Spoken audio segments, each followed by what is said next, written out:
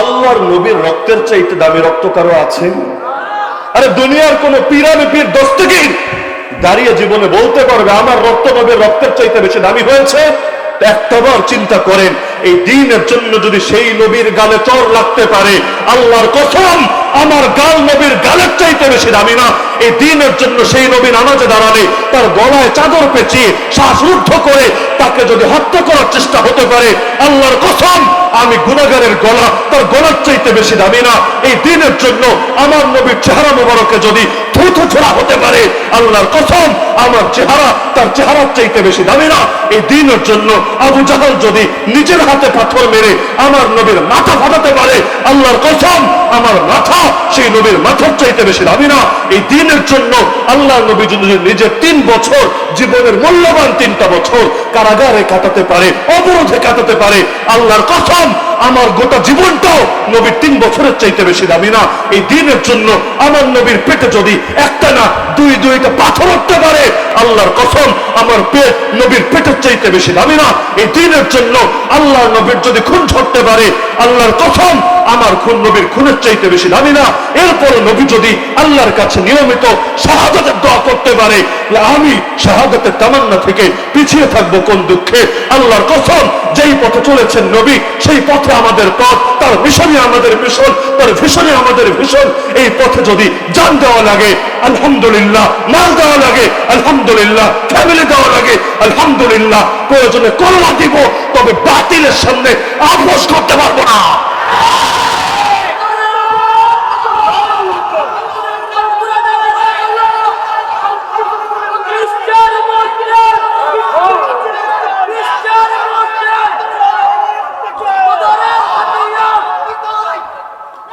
ঘৃণা করি, কারণ দেখা অদেখা মূল বিষয় না, আদর্শ মূল বিষয়।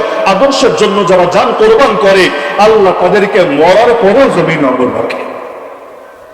আজকের দুনিয়া আমি যদি জিজ্ঞাসা করি, বলেন তো তাফসীরের তো কিতাব আছে হাজার হাজার লাখ লাখ, এর মধ্যে সবচাইতে বেশি সেল হয় তাফসীরের কোন কিতাবটা বলেন তো?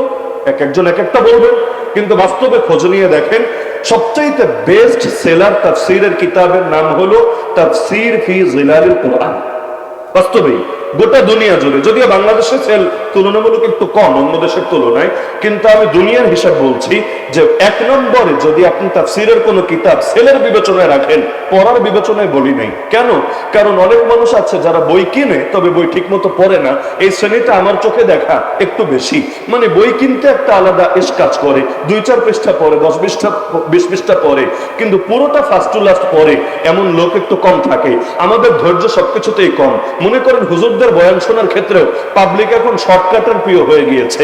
একই হুজুরের বয়ান মনে করেন অনলাইনে 2 রকম পাওয়া যায়। একটা হলো ফুল বয়ান 1 থেকে 1.5 ঘন্টা বা 2 ঘন্টা, আর আরেকটা হলো 5 মিনিটের ক্লিপ, 10 মিনিটের ক্লিপ। আপনারা বলেন জাতি কোনটা বেশি দেখে?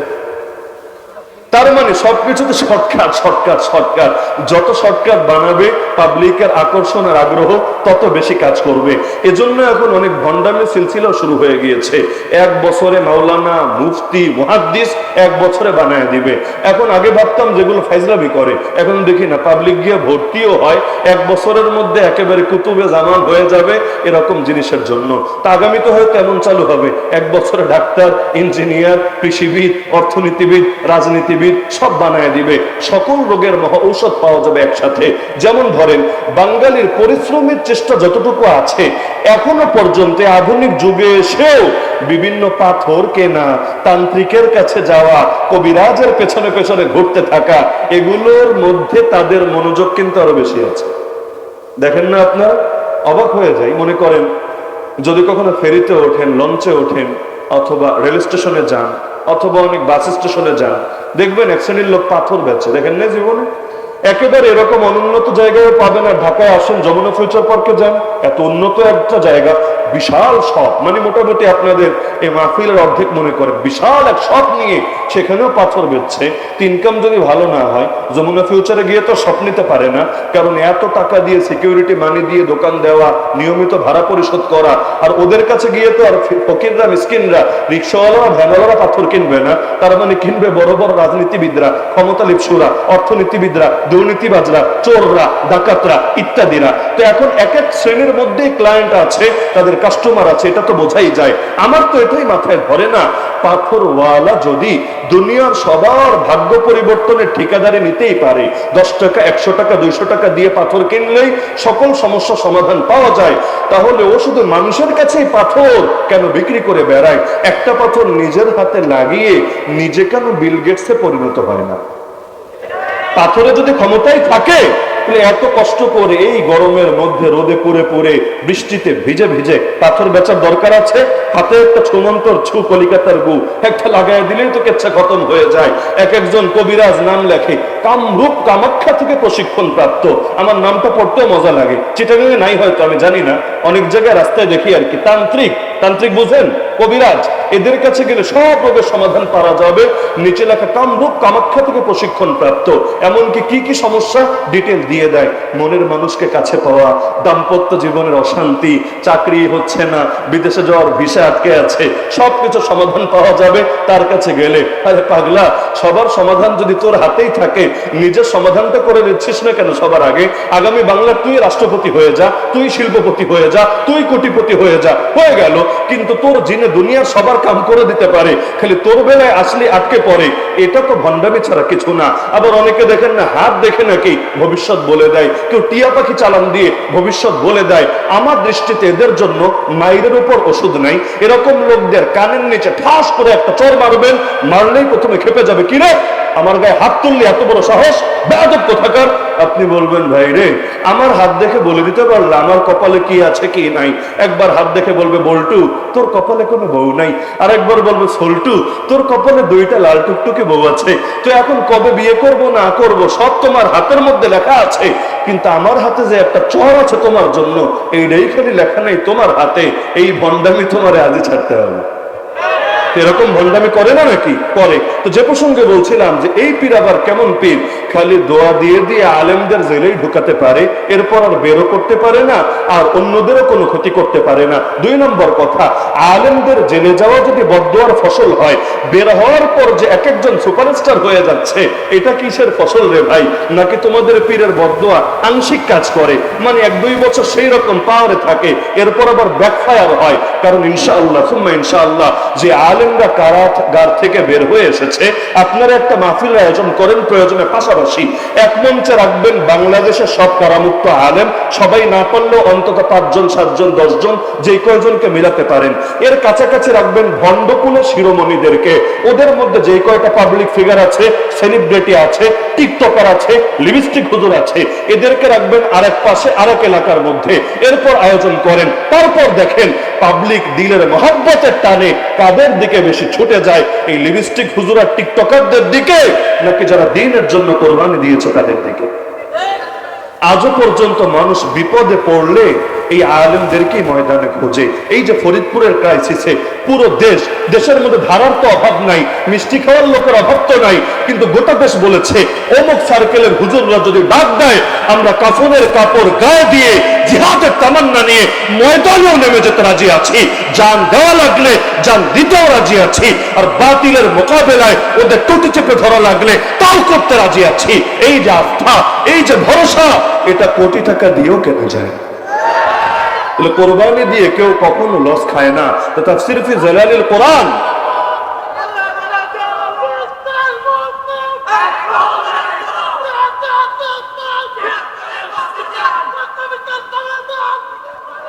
তাফসীর ফি জালালিল কোরআন এত অমর হয়েছে কিভাবে জানেন? আমাকে যদি বলেন হুজুর এই কিতাবের মধ্যে ইলম কি বাকি সব কিতাবের চাইতে বেশি, আমি বলবো না, এমন না। বরঞ্চ তাফসীর ইবনে কাসির বলেন বা জগৎ বিখ্যাত এরকম আরো বহু কিতাব আছে যেগুলোর ইলমের ভান্ডার এর চাইতেও বেশি। কিন্তু বলবেন তাহলে এত গ্রহণযোগ্যতা পেল কিভাবে? আমার কাছে একমাত্র জবাব হলো, সৈয়দ কুতুব রাহমাতুল্লাহ যতদিন জীবিত ছিলেন, তার মৃত্যুর আগ পর্যন্ত তার গোটা জীবনে তাফসীর ফি জালালিল কোরআনের 1 এডিশনও সেল হয়ে শেষ হয়নি। মানে বুঝতে পারছেন, 1 এডিশন একবারে যে কয়টা কিতাব ছাপিয়েছে সবগুলো গোডাউন থেকে বের হয়ে বাজারে সেল হয়নি, কিছু তখনও জমা ছিল। আল্লাহর বান্দাকে যেই বছর ফাঁসিতে ঝুলিয়ে তৎকালীন জালেম সরকার মেরেছে, 1 বছরে 7-7টা এডিশন বিক্রি হয়েছে। আর তারপর ওই যে শুরু হয়েছে, আজকের দুনিয়ায় সবচেয়ে বেশি বিক্রি হচ্ছে। কি বুঝলেন? যে এই কিতাবের পেছনে, আদর্শের পেছনে বুকে রক্ত ঝরেছে, আর যেই আদর্শের পেছনে মুমিনের রক্ত ঝরে, সে আদর্শ জমিনের বুকে ফুল ফোটায় ফোটায়। ইসলাম নামক বৃক্ষের গোড়ায় পানি নয়, বরং রক্ত ঢালতে হয়। যে ইসলামের গোড়ায় নবীজির রক্ত, যে ইসলামের গোড়ায় আবু বকরের রক্ত, যে ইসলামের গোড়ায় ওমরের রক্ত, যে ইসলামের গোড়ায় ওসমান আলীর রক্ত, যে ওসমানের গোড়ায় হাসান হুসাইনের রক্ত, যে ইসলামের গোড়ায় আল্লাহ নবীজির 52,000 প্লাস সাহাবের রক্ত, যে ইসলামের জন্য আবু হানিফা শহীদ, যে ইসলামের জন্য ইমাম মালিকের মুখে চুনকালি লাগিয়ে গাধার পিঠে চড়িয়ে মদিনার অলিতে গলিতে ঘোরানো হয়েছে, যে ইসলামের জন্য ইমাম শাফিঈকে জেল খাটতে হয়েছে, যে ইসলামের জন্য ইমাম আহমদকে বুড়ো বয়সে এত পরিমাণ মার খেতে হয়েছে, পিঠের গোস্তগুলো পর্যন্ত কিমা কিমা হয়ে গিয়েছে, যে ইসলামের জন্য ইবনে তাইমিয়া কারাগারে লাশ হয়েছে, যে ইসলামের জন্য ইমাম সারাসিকে কুয়ার মধ্যে নিক্ষিপ্ত হতে হয়েছে, যে ইসলামের জন্য মুজাদ্দিদ আল-ফিসানিকে বন্দিত্ব গ্রহণ করতে হয়েছে, যে ইসলামের জন্য সৈয়দ আহমদ শহীদকে, ইসমাইল শহীদকে, আব্দুল হাইকে আরে ময়দানের মধ্যে কারবার সেই বারাকতের প্রান্তরে রক্ত ছড়াতে হয়েছে, যে দ্বীনের পেছনে এত এত বুজুর্গ, এত এত ওলি, এত এত মুজাহিদ, এত এত আলেম ওলামা রক্ত আছে, সেই ইসলাম আর জামানায় ইনশাআল্লাহ সুম্মা ইনশাআল্লাহ মুমিনের রক্ত পেলে আরো বেশি শক্তিশালী হবে। বলবেন কিসের জন্য? আল্লাহ কি আমার রক্তের মুখাপেক্ষী নাকি? না রে বান্দা, আল্লাহ কোনো কিছুর মুখাপেক্ষী না। আল্লাহ আমার ইবাদতের মুখাপেক্ষী না, তোমার কোরবানির মুখাপেক্ষী না। কিন্তু আল্লাহ চায় আমাকে দামি বানাতে, তোমাকে দামি বানাতে। দামি হবো কিভাবে? লাইফ তো একটা, চান্স তো একটা। রব্বুল আলামিন মাঝে মধ্যে এমন কিছু সুযোগ তৈরি করে দেন, যেমন এই আমি আলী হাসান উসামা সারা জীবন বসে যত নামাজ পড়েছি, আমি জীবনে আজও পর্যন্ত এই কথা বলতে পারবো না তো 2টা রাকাত নামাজ অন্তত এমন পড়েছি যেভাবে রাসূল পড়েছিলেন, যেভাবে সাহাবীরা পড়েছিলেন। যেই 2 নামাজের শতভাগ গুণ ঠিক ছিল, এমন একটা সেজদা এখনো দিতে পারি নাই যেই সেজদার ব্যাপারে আমি আশাবাদী আল্লাহ অন্তত এটাকে কবুল করবেই করবে। কিন্তু আমাকে দ্বীনের জন্য যে জুলুম করা হয়েছে, যে বন্দিত্বের যাতনা সইতে হয়েছে, এটার ব্যাপারে আমি অন্তত আশাবাদী। এখানে কোনো রিয়া নাই, এখানে কোনো লোক দেখানোর মনোভাব নাই, এখানে ভিন্ন কোনো ইচ্ছা আসার সুযোগই নাই। এতটুকুর ব্যাপারে অন্তত আশাবাদী আল্লাহ এই কষ্টের বিনিময়ে জাহান্নামের কষ্টকে চিরতরে মাফ করে দিতে পারেন। যার সাথে যার মহব্বত, তার সাথে তার কিয়ামত। এই মূলনীতির আলোকে আল্লাহ আমাকেও কিয়ামতের দিন সেই বেলাল, সুহাইব, আম্মার, ইয়াসির, খুবাইব, খাব্বাব আর সুমাইয়ার সঙ্গে হাসর করাতে পারে।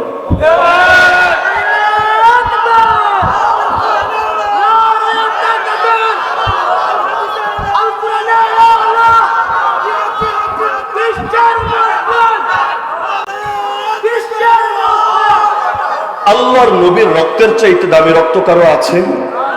আরে দুনিয়ার কোন পীর দস্তগীর দাঁড়িয়ে জীবনে বলতে পারবে আমার রক্ত নবীর রক্তের চাইতে বেশি দামি হয়েছে? একটাবার চিন্তা করেন, এই দ্বীনের জন্য যদি সেই নবীর গালে চর লাগতে পারে, আল্লাহর কসম আমার গাল নবীর গালের চাইতে বেশি দামি না। এই দ্বীনের জন্য সেই নবী নামাজে দাঁড়ালে তার গলায় চাদর পেঁচিয়ে শ্বাসরুদ্ধ করে তাকে যদি হত্যা করার চেষ্টা হতে পারে, আল্লাহর কসম আমি গুনাহগারের গলা তার গলার চাইতে বেশি দামি না। এই দ্বীনের জন্য আমার নবীর চেহারা মোবারকে যদি থুথু ছোড়া হতে পারে, আল্লাহর কসম আমার চেহারা তার চেহারার চাইতে বেশি দামি না। এই দ্বীনের জন্য আবু জাহল যদি নিজের হাতে পাথর মেরে আমার নবীর মাথা ফাটাতে পারে, আল্লাহর কসম আমার মাথা সেই নবীর মাথার চাইতে বেশি দামি না। এই দ্বীনের জন্য আল্লাহর নবী যদি নিজের 3 বছর জীবনের মূল্যবান 3টা বছর কারাগারে কাটাতে পারে, অবরোধে কাটাতে পারে, আল্লাহর কসম আমার গোটা জীবনটাও নবীর 3 বছরের চাইতে বেশি দামি না। এই দ্বীনের জন্য আমার নবীর পেটে যদি একটা না দুইটা পাথর উঠতে পারে, আল্লাহর কসম আমার পেট নবীর পেটের চাইতে বেশি দামি না। এই দ্বীনের জন্য আল্লাহর নবীর যদি খুন ঝরতে পারে, আল্লাহর কসম আমার খুন নবীর খুনের চাইতে বেশি দামি না। এরপরে নবী যদি আল্লাহর কাছে নিয়মিত শাহাদাতের দোয়া করতে পারে, আমি শাহাদাতের তামান্না থেকে পিছিয়ে থাকবো কোন দুঃখে? আল্লাহর কসম যেই পথে চলেছেন নবী সেই পথে আমাদের পথ, তার মিশনে আমাদের মিশন, তার ভিশনে আমাদের ভিশন।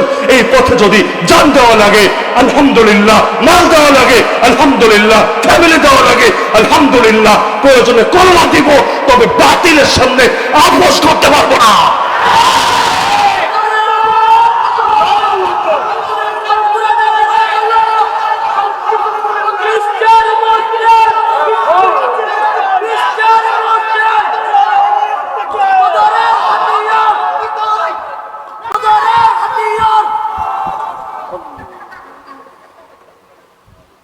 নবীর জীবনের এক পাক আপেক্ষিক আদর্শ উপস্থাপনের ধান্দা বন্ধ করতে হবে। বলবেন এর মানে কি? আল্লাহ নবীর মক্কি জীবন আমাদের জন্য আদর্শ, মাদানী জীবন আদর্শ না? আল্লাহ নবীর তয়েফের মায়ের খাওয়া আমাদের জন্য আদর্শ, তো বদরের মায়ের দেওয়া আমাদের জন্য আদর্শ না? আল্লাহ নবীর সবর যদি আমাদের জন্য আদর্শ হয়, আল্লাহ নবীর জিহাদ কি আমাদের জন্য আদর্শ না? তো একটারে খালি প্রমোদ দেওয়া কিসের জন্য রে ভাই? এগুলো তো দাজ্জালি নীতি। দাজ্জালের চোখ কয়টা? একটা।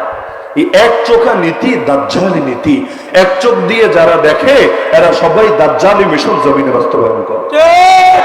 দেখেন না, যেই ভার্সিটি প্রতিষ্ঠিত হয়েছে নবাব সলিমুল্লাহর জমিনের উপরে, ওই ভার্সিটির মধ্যে আজ নবাব সলিমুল্লাহকে নিয়ে আলোচনা না হলেও, দোয়া না হলেও, যেই ঠাকুরজি এই ভার্সিটি হওয়ারই বিরোধিতা করেছিল, মূর্খের দেশে আবার ভার্সিটি কি, তার বন্দনা তার উপাসনা ঠিকই চলে। মুসলমানের দেওয়া জমিনের মধ্যে মুসলিম মা বোনদের পর্দার অধিকার পর্যন্ত হরণ করে শিখেরা তরবারি উঁচিয়ে শোডাউন দিতে পারলেও আমাদের ভাইয়েরা ইস্তেসকার নামাজ পড়বে, বৃষ্টি প্রার্থনার নামাজ পড়বে, সে অধিকারে পর্যন্ত হস্তক্ষেপ করে। গান বাজনা চলতে পারলেও ইফতার করবে, এই অধিকারে পর্যন্ত হস্তক্ষেপ করে। এমনকি একজন মানুষ যদি ধর্মীয় লেবাস পরে, আলেম ওলামার বয়ান শুনে, ইসলামী বইপত্র পড়ে, আরে তারে আবরার ফাহাদের মতো পরিণতি গ্রহণ করতে হয়। কিছু আবরার ফাহাদ মিডিয়ায় উঠে আসে, কিছু আবরার ফাহাদ মিডিয়ার আড়ালে পড়ে থাকে। সব জুলুম সবার সামনে হাইলাইট হয় না, এর মানে জুলুম যে হয় না তা না। আরে আমরা দাড়ি রেখে, এই আমি ধরেন হুজুর মানুষ, আমার জন্য দাড়ি কাটা যতটা কষ্টের, আমাদের অনেক স্কুল কলেজের ভাইয়ের জন্য দাড়ি রাখা এর চাইতে বেশি গুণ কষ্টের।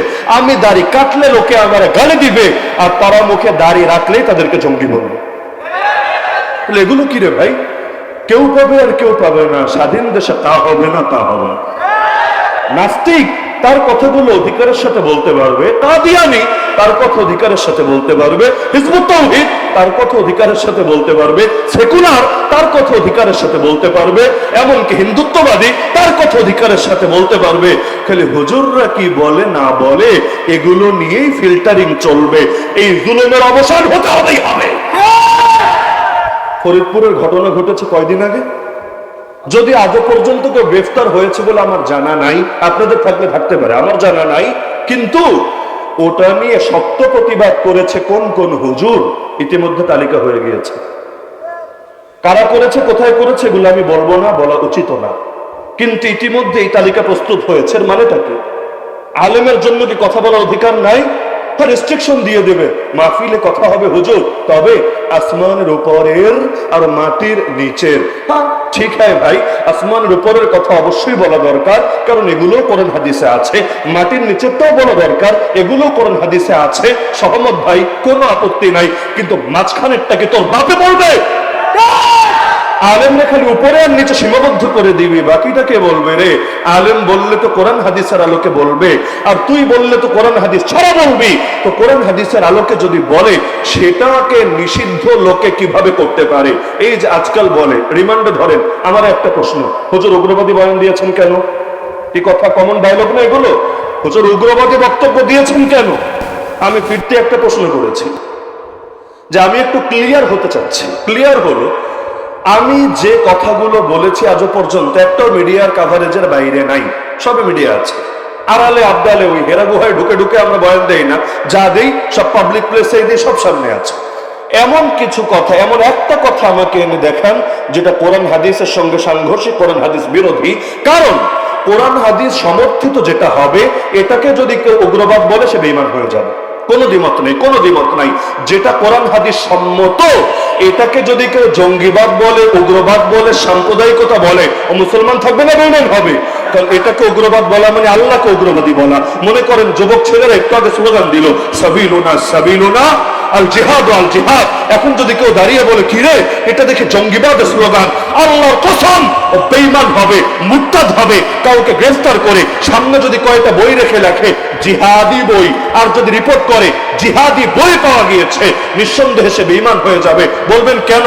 আরে যদি তুমি সন্ত্রাসী লিখতা এই ফতোয়া দিতাম না, যদি তুমি ভিন্ন শব্দ লিখতা এই ফতোয়া দিতাম না। কিন্তু কোরআনের শব্দ, হাদিসের শব্দ, ইসলামের পবিত্র কোন বিধানকে কেউ যদি ব্যঙ্গ বিদ্রুপ করে, ট্রোল করে, অপরাধ হিসেবে উপস্থাপন করে, ও নিজেরা মুসলমান দাবি করে করবো কি? ঈমান ভঙ্গের কারণগুলোর মধ্যে একটা কারণ এটা নাই, কাফেরদেরকে মুসলমানদের বিরুদ্ধে সাহায্য করা আছে নাকি নাই? আছে নাকি নাই?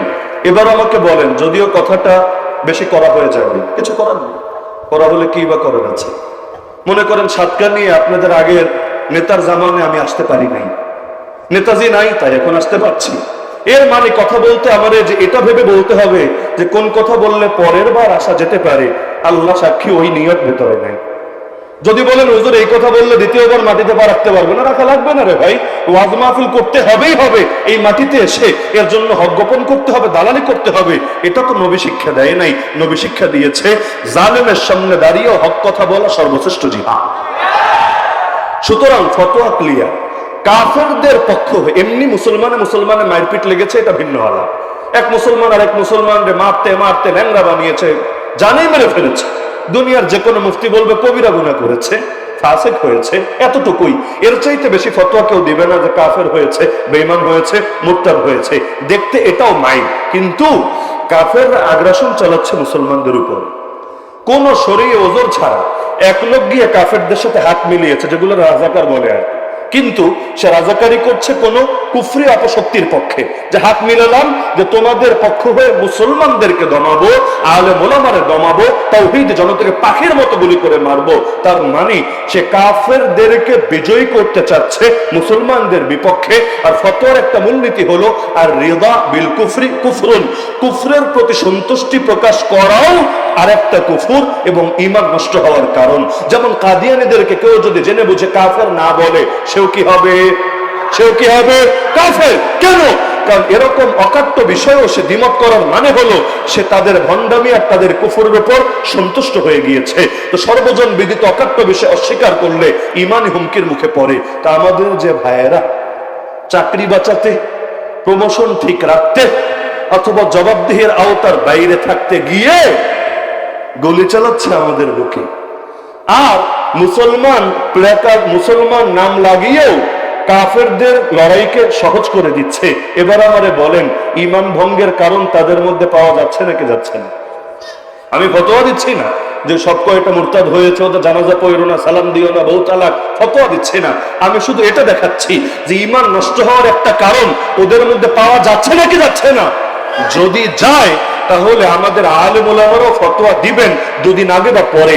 আর শাহ আব্দুল আজিজের মতো ফতোয়া যখন একবার আসবে, আর সেই ফতোয়া নিয়ে সৈয়দ আহমদ শহীদ, ইসমাইল শহীদ আর আব্দুল হাই সাহেবরা ময়দানে নামবে, পৃথিবীর কোন বাতিল শক্তির ক্ষমতা নেই সেই কাফেলাকে রুখে দেবে। সুতরাং দিনের জন্য কোরবানি দিতে রাজি আছেন তো ইনশাআল্লাহ? তো যে আয়াত খুতবায় পড়েছি বিশাল ভূমিকার পরে আয়াতটা আমি এক বাক্যে এখন বুঝিয়ে দিতে পারবো। আল্লাহ বলেন, ওয়ালাকাদ বাআসনা ফি কুল্লি উম্মাতির রাসূলা, আমি আল্লাহ প্রত্যেক জাতির মধ্যে কোন না কোন রাসূল পাঠিয়েছি একই বার্তা দিয়ে, দুই বার্তা না, একই বার্তা দিয়ে, একই ঈমানি দাওয়াত দিয়ে। কি সেই দাওয়াত? আনি আবুদুল্লাহ ওয়াজতানিবুত তাগুত। দাওয়াতের প্রথম অংশ একটা, দ্বিতীয় অংশ আরেকটা। লা ইলাহা ইল্লাল্লাহ, লা ইলাহা এক অংশ, ইল্লাল্লাহ আরেক অংশ, দুই অংশ মিলে পূর্ণতা। পরীক্ষা দিয়েছেন জীবনে? দিলে দেখবেন প্রশ্নগুলো যে করে, লেখা থেকে প্রথম প্রশ্ন, এরপরে আবার ক, নিচেরটা খ, তার নিচেরটা গ, তিনটা মিলে হয়েছে প্রথম প্রশ্ন। সবগুলোই প্রথম প্রশ্নের অংশ। যদি ক এর অ্যান্সার করেছেন, খটা বাকি রেখেছেন, আপনি কিন্তু বলতে পারবেন না প্রথম প্রশ্নের পুরো অ্যান্সার করেছি, না, আপনার কিন্তু পয়েন্ট একটা ছুটে গিয়েছে। তো এভাবে লা ইলাহা ইল্লাল্লাহ বাক্য একটা, লেকিন এক বাক্যের মধ্যে অংশ দুইটা, ক লা ইলাহা, খ ইল্লাল্লাহ, এটাই উঠে এসেছে আয়াতে, এটাই উঠে এসেছে আয়াতুল কুরসির পরবর্তী আয়াত মানে সূরাতুল বাকারা আয়াত নম্বর 256-তে। আয়াতটা ধরিয়ে দিচ্ছি এজন্য বাড়িতে গিয়েও যাতে একটু ঘেটে ঘুটে কোনো কথায় সন্দেহ থাকলে নিজেরাই বিচার বিশ্লেষণ করতে পারেন। ঈমানের অংশ দুইটা।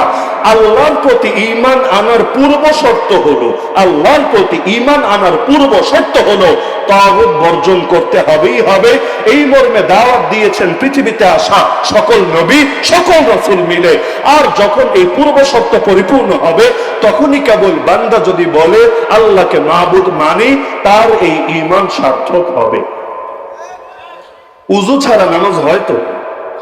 সাতকানিয়ার মানুষের হয়ে যায়। বলবো না হুজুর, হুজুর বিকল্প তায়াম্মুম আছে, বিকল্প থাক, লেকিন নামাজের আগে একটা কাজ কিন্তু করা লাগেই, হয়তো উযু নয়তো তায়াম্মুম, কিছু একটা করে তবেই কিন্তু নামাজ পড়া লাগে। লা তুকবালু সালাতুন বিগাইরি তুহুরিন, তিরমিজি শরীফের প্রথম হাদিস।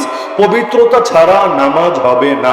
এখানে কবুল হবে না মানে আদায় হবে না, আল্লাহর কাছে সেটা গ্রহণযোগ্যই হবে না। তো একইভাবে আল্লাহকে মানি, আল্লাহকে মানি, আল্লাহই মাহবুদ, আল্লাহই রহমান, রব্বুকা রব্বি আল্লাহ, এই সবগুলোর জন্য পূর্ব শর্ত আছে। সেই পূর্ব শর্তের নামই লা ইলাহা, সেই পূর্ব শর্তের নামই ফামান ইয়াকফুর বিত-তাগুত, সেই পূর্ব শর্তের নামই ওয়াজতানিবুত তাগুত। এই সব আয়াত, এমনকি হাদিস মান ক্বালা লা ইলাহা ইল্লাল্লাহ এর পরের অংশ ওয়া কাফারা বিমা ইউবাদু মিন দুনিল্লাহ, সবগুলোর খোলাসা একটা। আলোচনা লম্বা হবে দেখে আমি আর ব্যাখ্যায় যাচ্ছি না, আমার ধৈর্য ফুরায় না আলহামদুলিল্লাহ, যেহেতু আমাদের বলতে বলতে এগুলো এখন গাছও হয়ে গিয়েছে। যদি বলেন ফজর পর্যন্ত বলা লাগবে তাও ব্যাপার না, কারণ ডেইলি 4 জায়গা 5 জায়গা বয়ান করতে করতে এখন এগুলো গাছ হওয়া মানে ঘন্টার পর ঘন্টা গেলেও দেখবেন গলা ভেঙে গেছে, কাশি একটা দিয়ে মেশিন আবার শুরু হয়ে গিয়েছে, গিয়ারের মতো আর কি, 1 2 3 এগুলো চলতেই থাকে। তা আমাদের সমস্যা হয় না, তবে আপনাদেরকে নিয়ে আমরা চিন্তিত থাকি যে পরে 1 বছর বেশি বলে ফেললে চিন্তা করবে এই হুজুরের বয়ানে আর বসা যাবে না, আরে মাইক ধরলে আর ছাড়তেই চায় না, কি টেনশন থাকবে না? এজন্য আমি আর লম্বা করছি না, কিন্তু আমি মূল পয়েন্ট বলে দিচ্ছি। আল্লাহর প্রতি ঈমান আনতে চাইলে তাগুত বর্জন করা লাগবেই লাগবে। কেউ যদি বলে ফেরাউনকেও মানি আল্লাহকেও মানি, আমি বলবো তুমি বেঈমান। কেউ যদি বলে নমরুদকেও মানি আল্লাহকেও মানি, আমি বলবো তুমি বেঈমান। কেউ যদি বলে আবু জাহাল আবুল হাবকেও মানি রব্বুল আলামিনকেও মানি, আমি বলবো তুমি বেঈমান। তো একইভাবে যত তাগুত হতে পারে, সে তাগুতের ব্যাখ্যায় আজকে আর ঢুকবো না, যত তাগুত হতে পারে জমিনের বুকে, সকল তাগুতকে যারা প্রত্যাখ্যান করবে লা ইলাহা লা ইলাহা লা ইলাহা বলে, লা ইলাহা ইল্লাল্লাহ হলো এক তরবারি, এই তরবারি দিয়ে সকল বাতিলের সঙ্গে থাকা তার সম্পর্কের রশিকে কেটে ফেলবে, ছিন্ন করবে। ইল্লাল্লাহ ইল্লাল্লাহ, তার এই ইল্লাল্লাহ বাক্য আল্লাহর কাছে কবুল হবে। আবু তালেবকে জানতো না আল্লাহ রাব, আবু তালেবকে জানতো না মুহাম্মদ সাল্লাল্লাহু আলাইহি ওয়াসাল্লাম নবী, আবু তালেবকে জানতো না নবীর উপর যে জিবরিল ওহী নিয়ে আসে এটা হক ওহী। আবু তালেব জান্নাতি না জাহান্নামী? বলেন না জান্নাতি না জাহান্নামী? তো আগে তো বললেন জানতো, সব জানতো, ইখতিলাফ ছিল না, দ্বিধা ছিল না, তো জাহান্নামী কি লেগে রে ভাই? আচ্ছা আবু জাহালকে নামাজ পড়তো না, কাবার খেদমত করতো না, হাজিদের খেদমত করতো না, বাইতুল্লাহ সংস্কারের কাজ করতো না, বিভিন্ন সময় সিয়াম সাধনা করতো না? বলবেন হুজুর করতো না কি? হ্যাঁ করতো। ইবাদত নিয়ে নবীর সঙ্গে তাদের মৌলিক মারপিট ছিল না। কেন? আমার নবী নবী হওয়ার পর ইবাদত শুরু করেছেন, এর আগে করেন নাই? হেরা গুহায় গিয়ে কি করলেন? মাসের পর মাস করলেনটা কি? আমি আপনি তো নির্জনে গেলে ফেসবুক চালাবো, একমাত্র আমল। ইউটিউব তো মিস নাই, দেখবই, এগুলো আমাদের আমল।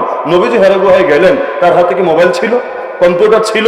তিনি কি সেখানে বসে এমনি সময় কাটিয়েছেন? না, প্রতিটা মুহূর্ত রবের ইবাদতে কাটিয়েছেন। কেউ গিয়ে নবীর গায়ে হাত তুলেছে? অথবা আল্লাহ নবী যখন কাবায় দাঁড়িয়ে নামাজ পড়েছেন, সিজদায় গিয়েছেন, কেউ উটের ভুঁড়ি চাপিয়ে দিয়েছে? দেয় নাই। 40 বছর কেউ টোকায় মারে নাই। হঠাৎ খেপে গেল কেন? একমাত্র কারণ নবী তাগুত বর্জনের ডাক দিয়েছে।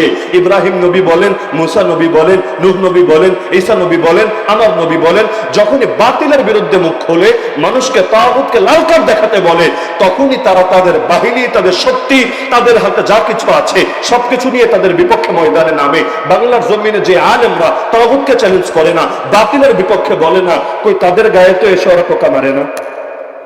আমি কাউকে ছোট করছি না, ছোট করছি না, আমি বাস্তবতাটা বলছি, বাস্তবতা।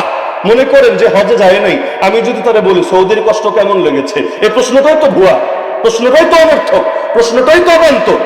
তো ইসলামের 2টা কাজ আমাদেরকে ফরজ করেছে, এক হলো সৎ কাজের আদেশ আমর বিল মারুফ, আর এখন অসৎ কাজের নিষেধ।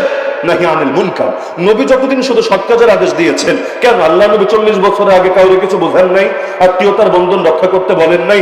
আল্লাহ নবী বিভিন্ন সামাজিক হেলফুল ফজুল টাইপের বিভিন্ন খেদমত আঞ্জাম দেন নাই? এগুলো নিয়ে মাইরপিট লাগে নাই। লেগেছে কখন জানেন? দেবদেবীর বিপক্ষে যখন বলেছে, কুফরি মতবাদের বিপক্ষে যখন বলেছে, অপসংস্কৃতিকে যখন চ্যালেঞ্জ করেছে, আল্লাহর জমিন আল্লাহর আইন যখন কায়েম করতে চেয়েছে, ব্যাস ওই যে লাগা লেগেছে। আবু জাহাল এসে তো এটাও বলেছে, তোমার ভাতিজা যা বলবে সব মানবো, কিন্তু ওরে থামতে বলো। আল্লাহ রাসূল বলছে, চাচা যান বলে দেন, একটা বাক্য মানলেই খেল খতম, কিচ্ছু লাগবে না, আর আমাকে নিয়ে কোনো টেনশন করতে হবে না। আবু জাহাল বলছে, না মুআবিকা আশরা, মুহাম্মদ তোর মরবাপের কসম খেয়ে বললাম, এক বাক্য না 10 বাক্য মানবো ভাতিজা, এক বাক্যের জন্য এত প্যারা দিচ্ছিস কিসের জন্য? খালি বল না বাক্য। নবী বললেন, বলো লা ইলাহা ইল্লাল্লাহ। আরে এটা তো মানতে পারবো না। আজালাল আলিহাতা ইলাহা ওয়াহিদা ইন্না হাযা লাশাইউন উজাব। কি ছিল এই বাক্যে? আমি আপনি বুঝি না তো, তাই মুখে বাঁধে না। একটা কথা মাথায় গেঁথে রাখবেন, লা ইলাহা ইল্লাল্লাহ, লা ইলাহা ইল্লাল্লাহ, লা ইলাহা ইল্লাল্লাহ বলতে বলতে বলতে যদি মুখে ফেনাও তুলে ফেলেন, কিন্তু লা ইলাহা ইল্লাল্লাহ আদর্শ অন্তরে ধারণ না করেন, লা ইলাহা ইল্লাল্লাহ যদি শুধু জবানে আটকে যায়, দিলের মধ্যে প্রবেশ না করে, দুনিয়ার কোনো বাতিল টোকাও মেরে দেখবে না আপনাকে। টোকা মারবে কখন? যখন ঈমান কামেল হবে। কারণ বিপদ আসা রবের বন্ধু হওয়ার আলামত। আল্লাহ সবাই বিপদ দেয় না। ইন্নাল্লাহা ইযা হাব্বা কওমান ইবতালাহুম, সহিহ হাদিস। আল্লাহ কোন জাতিকে ভালোবাসলে বিপদ দিয়ে পরীক্ষা করে। ইন্না ইযামাল জাযাই মা ইযামিল বালা, পরীক্ষা যত বড় পুরস্কার তত বড়। ইবতালা রাজুলু বিহাসাবি দীনিহি, যার দিনদারি যেমন আর তার উপর মুসিবত আসবে তেমন। গাজার মুসলমানদের ঈমান মজবুত, আল্লাহ তাদের পরীক্ষাও নিচ্ছে। দেখেন না, ছোট ছোট বাচ্চাগুলো এমন এমন কথা বলছে, আমার মতো জুয়ানরাও হয়তো সে কথা বলতে পারবে না। সারাদিন না খেয়ে থেকে সিরিয়ালে দাঁড়িয়ে যখন খাবারের অপেক্ষায়, কিন্তু তার পর্যন্ত আসার আগেই খাবার ফুরিয়ে গিয়েছে। আর আমার এলাকার বাচ্চা হলে কি করতো? কাঁদতে শুরু করতো, প্রতিবাদ করতো, হাউমাউ করতো। কিন্তু সাংবাদিক গিয়ে বলছে, বাচ্চা তোমার চোখে দেখি পানি নাই, কোনো টেনশন নাই, তুমি খাবাটা কি? তুমি তো 2 দিন ধরে না খাওয়া। এক বাক্যে বলছে, চাচা হাসবুনাল্লাহ হাসবুনাল্লাহু ওয়া নি'মাল ওয়াকিল, আমাদের জন্য এক আল্লাহই যথেষ্ট, তিনি সর্বোত্তম অভিভাবক। নার্স হসপিটালে সেবা দিচ্ছে, একের পর এক খাট আসছে, যে অসুস্থ, যে নিহত, শহীদ বলে ঘোষণা দিচ্ছে, যে আহত তাকে ভেতরে ট্রিটমেন্টের জন্য পাঠাচ্ছে। হঠাৎ এক খাটের উপর থেকে চাদরটা উঠিয়ে দেখে আর কেউ শোয়া না, তার প্রাণপ্রিয় স্বামী নিহত হয়ে পড়ে আছে। এই সমাজের নারী হলো কি করত? কাঁদতে কাঁদতে চিল্লাতে চিল্লাতে আসমান জমিন মাথায় তুলে ফেলতো। সেই নারী দুটো আঙ্গুল উঁচিয়ে, ভি ভি মানে ভিক্টোরি চিহ্ন, দুটো আঙ্গুল উঁচিয়ে হসপিটালের অপর প্রান্তে থাকা